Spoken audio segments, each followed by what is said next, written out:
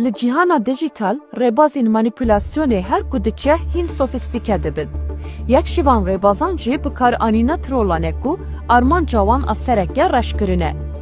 Li gorî analîzên dawî, gelek hesabên sexte an manîpülatîv bi nasnameyên sexte xwe li qeda siyaseta Kurdan bicih dikin û hewl didin du bendiyê çêbikin. Demên dawî de tevgereke organîze derketiye holê ku xwe dibin nasnameya Kurdbûnê de vedişêre, lê di rastiyê de bi awayeke sistematik êrişê siyaseta Kurdan dike. Ev trol bi belavkirina agahiyên nerast, heqaret û manîpülasyonan hewl didin civakê bixin nava bêhêvîtiyê û teblihêviyê. Ev rewş qet ne tesadüfe. Hêjayê bi bîrxistinê ye ku ev êriş tam di wê rojê de dest pê kirin ku hemû hesabên çapemeniya Kurd ên dijital û hesabên bi sedan rojnamegerên Kurd hatin girtin. Piştî vê bêdengkirinê li ser medyaya Tirk nûçeyên derew hatin belavkirin û hevdem bi sedan hesabên sexte yên bi navên Kurdî êrişî têkoşîna azadiyê kirin.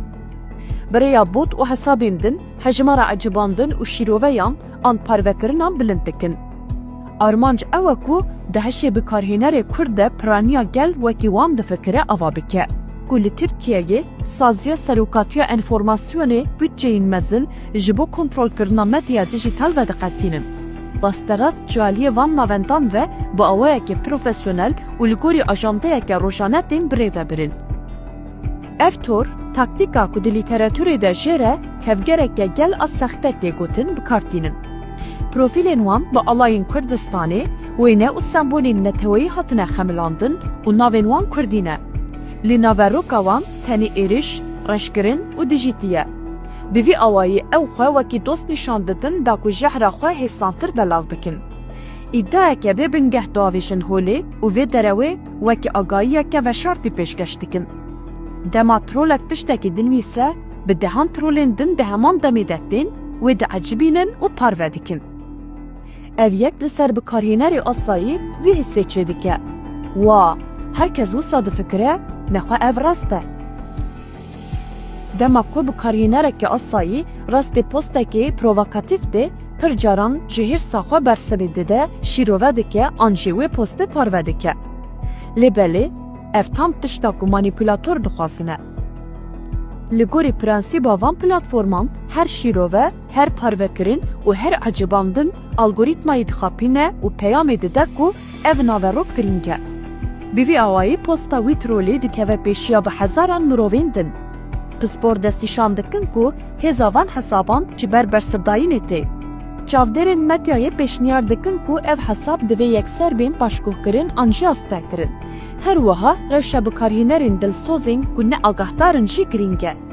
Gelek kes bêyî ku bizanibin dikevin vê xefekê û dibin parçeyek ji belavkirina wan peyaman. Civakeke zindî bêguman hewceyê rexneyê ye. Lê belê pîvanên vê zelalin. Rexne bi delîla tê kirin. Armanca wê serarastkirin û çareserî ye. Zimanê wê avaker e. Reşkirin, bi heqaret, derew û manîpülasyonê tê kirin. Armanca wê tenê hilweşandin û bêrûmetkirin e. Trolên ku dibin maskeyên cuda da êriş dikin, bi gelemperî rêbaza duyemîn bikartînin û armanca wan ew e ku bikarhêneran bikişînin nav nîqaşên bê encam û asta zimanê siyasî daxînin. Zirara van trolan ne tenê li ser medyaya dijital dimîne. Bandorê li jiyana rastîn jî dike. Kesên ku van parvekirinên bê bingeh dibînin, dibêje qey her tişt xirab bûye û hêviya xwe ji paşero jê dibirin. Ev yek di navbera Kurdan de şek û gumanan çêdike û dibe sedema fitneya navxweyî.